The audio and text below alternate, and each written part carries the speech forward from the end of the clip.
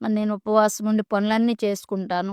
అయినా నేను ఉపవాసం ఉన్నాను. నా దేవుడు నన్ను పట్టించుకోలేదు అని ఇక్కడ 50 యెషయా గ్రంథం 58:3లో మాట్లాడినట్టుగా మాట్లాడడానికి వీల్లేదు. ఉపవాసం ఉన్నప్పుడు కలహాలుండొద్దు.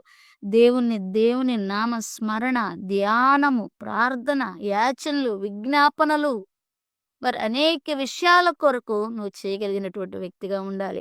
మరి కాబట్టి ఉపవాస ప్రార్థన అనగా దేవునికి దగ్గరగా నివసించడం. రెండోది లోకంలో ఉన్న మన పనులన్నీ మానుకోవటం. దేవుని దగ్గర నువ్వేం ఎక్స్‌పెక్ట్ చేస్తున్నావో అది దేవునికి తెలియచేయడం.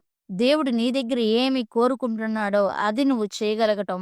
అవన్నీ చేయగలగాలంటే దేవుని చిత్తాన్ని నెరవేర్చాలంటే ఈ భూమి మీద దేవుని కొరకు బలంగా బ్రతకగలగాలి అంటే పరిశుద్ధంగా ఆత్మీయతలో బలం పొందుకుని ముందుకు సాగాలి అంటే నీకు ఉపవాస ప్రార్థన ఉపయోగపడుతుంది అని. అలాగే యేసయ్య శ్రమ పడ్డాడు కదండీ దేవుని బిడ్డలారా! ఎందుకు శ్రమ పడ్డాడు అంటే, మరి ఈ లోకానికి మారు మనసు రక్షణ భాగ్యాన్ని కలిగించడానికి. అట్లాంటి రక్షణ ఈ ఉపవాస దినాల్లో నీ ఆత్మను బలపరుచుకోవడానికి ఉపయోగపడాలి. రెండోది నీ వారందరిని రక్షించుకోవటక్కడ ఈ ఉపవాస ప్రార్థన ఉపయోగపడుతుందని, మరి ఉపవాస ప్రార్థన మరి ఆ రీతిగా దేవునికి దగ్గరుండి ఒక్క గంటే ఉండగలుగుతున్నావా? ఒక గంటే ఉండు. కానీ ఆ గంట దేవునితో ఉండు. అంతేగాని ఆ గంట ఉపవాసం ఉండి నువ్వు వేరే వేరే చోటుంటే అది నీకు జేము కాదని మరి దేవుడు జ్ఞాపకం చేస్తా ఉన్నాడు. కాబట్టి ఈ ఉపోద్ఘాతంలో మరి ఉపవాసం ఉంటున్నా మాకు రిజల్ట్ రావట్లేదు అనేటువంటి వారి గురించి దేవుడు మాట్లాడుతున్నాడు. ఉపవాసం అంటే నాకు దగ్గరగా ఉండటం. ఉపవాసం అంటే అంతరంగానికి ఆత్మకు బలం రావటం. ఉపవాసం అంటే నీలో ఉన్న పిరికితనం పోయి బాలం నీకు మండటం నువ్వు. నీకు రోషము, ధైర్యము రావటం అని దేవుడు మాట్లాడుతా ఉన్నాడు.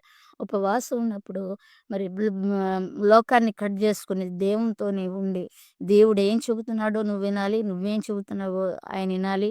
నీ ప్రార్థన మనవులకు దేవుడు సమాధానము దయచేయాలి. కాబట్టి నువ్వు ఉపవాసం ఉంటే ఇంకో మాట చెప్తాను. నువ్వు మరి ఎలుకకు బోనుకిలో విషం పెట్టినట్లుగా నువ్వు ఉపవాసం ప్రారంభించినప్పుడు నువ్వు సాతానికి విషం పెట్టిన వాడు అవుతావు. వాడు తట్టుకోలేడు. వాడికి మంటలొచ్చేస్తాయి. వాడు నీ జీవితంలో, నీ మార్గాల్లో వాడు ఎక్కడ అడ్డుగున్నాడో, ఆ మార్గాల్లో వాడు మరి తప్పిపోతూ ఉంటాడు. పక్కకు జరిగిపోతాడు ఆటోమేటిక్‌గా. ఎందుకంటే దేవుని శక్తి నీలో వృద్ధి పొందుతా ఉన్నప్పుడు వాడి యొక్క కార్యకలాపాలు నీ జీవితంలో పనిచేయవని దేవుడు జ్ఞాపకం చేస్తా ఉన్నాడు. కాబట్టి ప్రియమైన దేవుని బిడ్డలారా, ఉపవాసాలు ఉంటూ పనులు చేసుకోవటం కాదు. నువ్వు ఒక గంటున్నా, ఎక్కడున్నా నువ్వు నువ్వు పని చేసుకోవడమే కాదు గానీ, కనీసం దేవునితో కొంత సమయం గడుపు. అప్పుడు నువ్వు చేస్తున్న ఉపవాసానికి అసలు దేని గురించి ఉపవాసం చేస్తున్నావు అనేది క్లారిటీ ఉండాలి.